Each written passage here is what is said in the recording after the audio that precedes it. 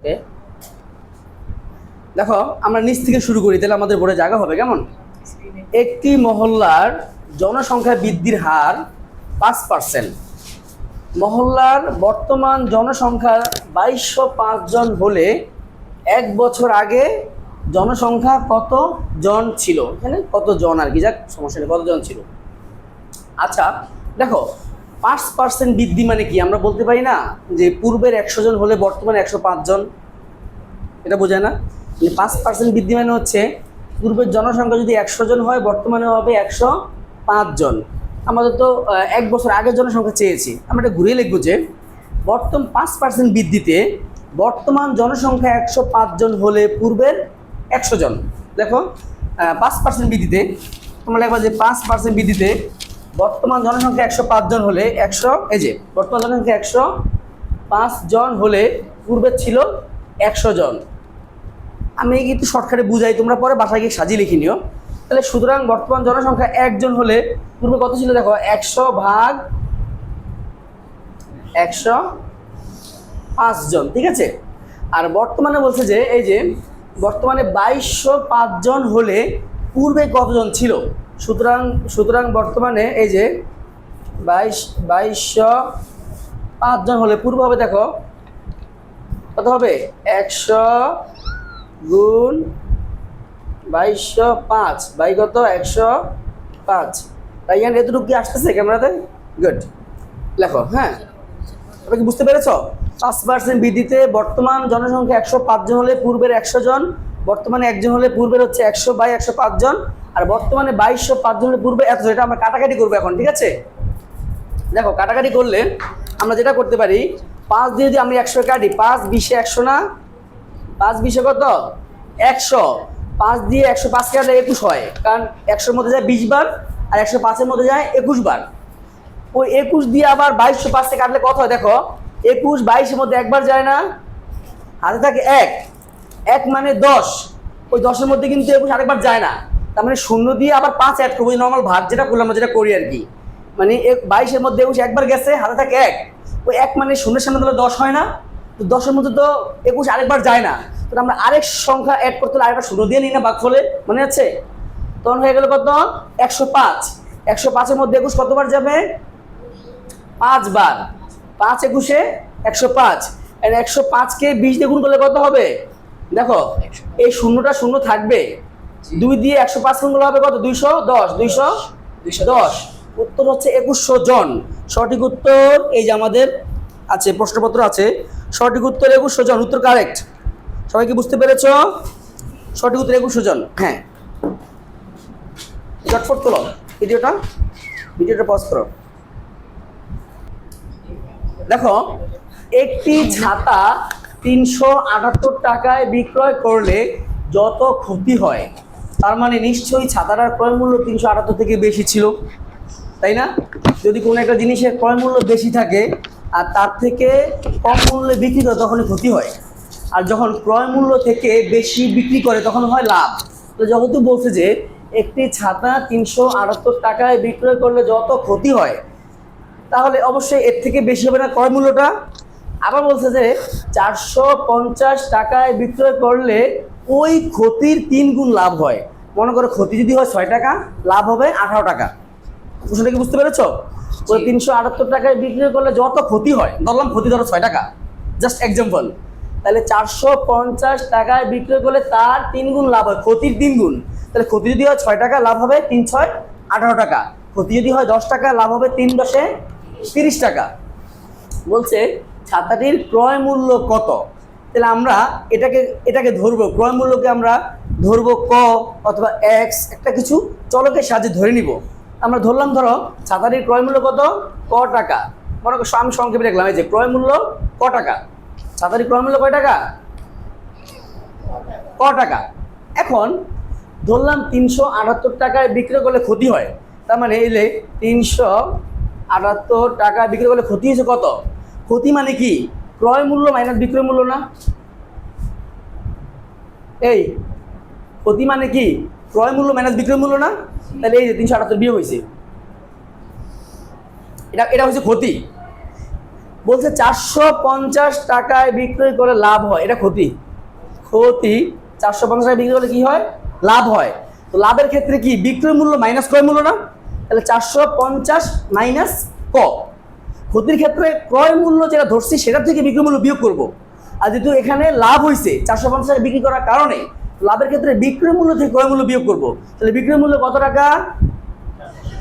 450 টাকা। তাহলে 450 টাকা থেকে বিয়োগ করবো ক্রয় মূল্যটা। বুঝতে পারছো? কখন ক্রয় মূল্য থেকে বিক্রয় মূল্য বিয়োগ হবে? ক্ষতির ক্ষেত্রে। কখন বিক্রয় মূল্য থেকে ক্রয় মূল্য বিয়োগ হবে? লাভের ক্ষেত্রে। বুঝতে পারছো? তাহলে এটা হচ্ছে আমাদের ক্ষতির পরিমাণ, এটা হচ্ছে লাভের পরিমাণ। এখন বলছে যে দেখো, লাভের পরিমাণটা ক্ষতির কত গুণ?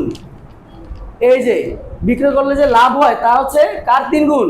ক্ষতির 3 গুণ। এই যে যত ক্ষতি হয় এত টাকা বিক্রি করলে তার 3 গুণ লাভ হয়। তাহলে এই যে লাভটা, এটা কার 3 গুণ? এই ক্ষতির 3 গুণ, রাইট?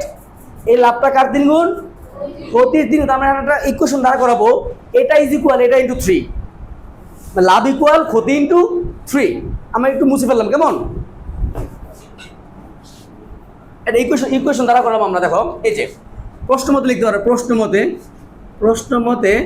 450 এটা হচ্ছে লাভ, তাহলে ক্ষতির 3 গুণ। ক্ষতি ছিল এই যে ক মাইনাস 378 এর 3 গুণ, এই যে 3 দ্বারা গুণ।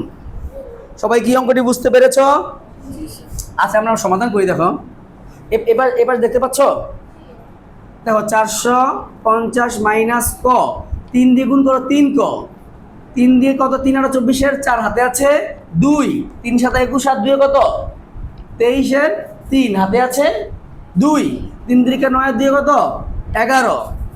এখন দেখো 450 এই পাশে পজিটিভ আছে, এই মাইনাসটা যদি আমি এই পাশে নিয়ে আসি প্লাস 1134 লিখতে পারি কিনা?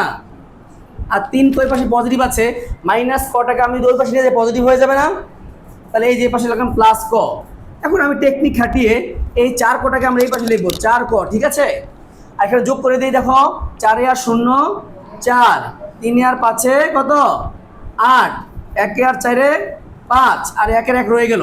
তাহলে দেখো ক ইজ ইকুয়াল, পাশে কি দেখা যাচ্ছে? নিচে দেখা যাচ্ছে? এই লাইন দেখা যাচ্ছে? ওকে, পাশে লিখলাম, কেমন? পাশে লিখলাম। তাহলে ক মানে হচ্ছে, আচ্ছা আমরা তুমি যদি 4 দিয়ে 1584 ভাগ করো কত হবে? ভাগ করো তো। এই যে আমার পাশে লিখে দিলাম ক ইকুয়াল 4 15 মধ্যে কত? 3 4 12, 3 বার 3 4 12, হাতে থাকবে কত? 3, 12 13 14 15, হাতে থাকবে 3, 3 মানে 38, 3 মানে কত? 38, 4 নং 36, 38 থেকে 36 গেলে থাকে 2, 2 মানে আবার 4 সামনে ধরলে 24, 4 6 24। তাহলে ক্রয়ের মান 396। আমরা কটাকে ক্রয় মূল্য ধরেছিলাম না? আমরা ধরতে পারি, সুতরাং ক্রয় মূল্য হচ্ছে 396 টাকা। আমরা উত্তর দেখি, কেমন? উত্তর সঠিক, ক্রয় মূল্য 396 টাকা। সবাই কি বুঝতে পেরেছ? হ্যাঁ, তাহলে তোলো। দেখো 3টির ক্রয় মূল্য 2টির বিক্রয় মূল্যের সমান হলে লাভের হার কত? হার মানে শতকরা বলছে আর কি, এটা বুঝতে হবে যে হার মানে শতকরা, সব জায়গায় শতকরা উল্লেখ থাকবে না। হ্যাঁ, এখন দেখো আমরা বুঝতে পারতেছি লাভ হবে কিভাবে। লাভ হবে, তুমি যদি 3টি জিনিস যদি সমান সংখ্যক টাকা দিয়ে কিনো, ওই সমান সংখ্যক টাকা যদি তুমি 2টি বিক্রি করো, দেখো লাভ হয়েছে না? ধরো সাপোজ মনে করো যে 5 টাকা তুমি 3টা কিনছো, 5 টাকা দিয়ে 2টা বিক্রি করে দিছো, তাহলে একটা তোমার কাছে রয়ে গেছে না? এটাই তোমার লাভ, তাই না? সমান সংখ্যক টাকা দিয়ে তুমি যদি কিছু জিনিস ক্রয় করে ওই সমান সংখ্যক টাকা যদি তার চেয়ে কম জিনিস বিক্রি করে দাও, তাহলে যেটা থাকবে সেটাই তোমার লাভ হয়ে গেল। তাহলে আমরা ধরি যে, ধরো দেখলাম যে ধরলাম যে 3টির ক্রয় মূল্য x টাকা ধরতে পারি, বা ক টাকা ধরতে পারি না? এই যে ধরো 3টির ক্রয় মূল্য x টাকা মনে করো, ঠিক আছে? সুতরাং একটির ক্রয় মূল্য হবে কত? x/3 টাকা না? দেখো তো, আবার বলছে 2টির বিক্রয় মূল্য সমান, তাহলে 2টির বিক্রয় মূল্য তো x টাকায় হবে। এই যে আবার 2টির বিক্রয় মূল্য x টাকা, সুতরাং একটির বিক্রয় মূল্য কত? x/2 টাকা। এখন দেখো এখানে কি বলো তো, বিক্রয় মূল্য বড় নাকি ক্রয় মূল্য বড়? হ্যাঁ, বিক্রয় মূল্য বড়, রাইট। কারণ এক্স কে 3 ভাগ করলে যতটুকু হবে এক্স কে 2 ভাগ করলে তার চেয়ে একটু বড় হবে না, তার মানে বিক্রয় মূল্যটা বড়, আর বিক্রয় মূল্য বড় মানে হচ্ছে লাভ হয়েছে। তো লাভ মানে কি বিক্রয় মূল্য মাইনাস ক্রয় মূল্য, এই যে সুতরাং লাভ x/2 মাইনাস x বাই কত 3, পাশাপাশি করি যেহেতু আমাদের জায়গা সংকট। এখন লসাগু হচ্ছে 2 আর 3 এর লসাগু হচ্ছে 6, ঠিক আছে, 2 যাবে 3 বার 3x, 3 যাবে 6 এর মধ্যে 2 বার তাহলে 2x, ঠিক না, 2x তাহলে কি হলো 3x মাইনাস 2x, তার মানে x/6।